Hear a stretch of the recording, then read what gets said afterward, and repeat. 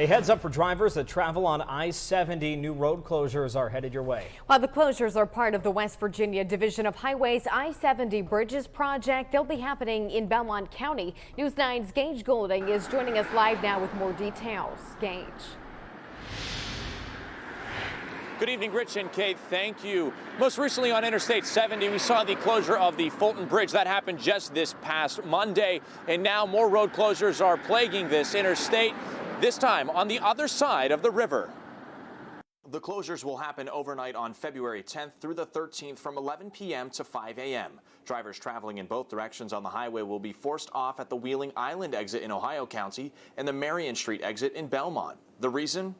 The ODOT Bridge that crosses over Ohio Route 7, they're removing the beams. The beams will be completely replaced on that structure, and they need to remove those beams and later replace them with new, but right now it's just the removal.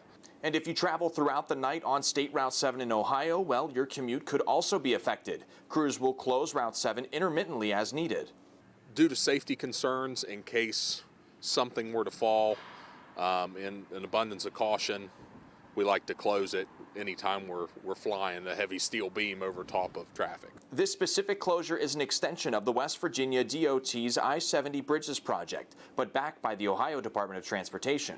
Of course, we're partnering with ODOT. They're providing that portion of the funding, but we're administering this contract in order to seamlessly repair and or replace all the structures through that area.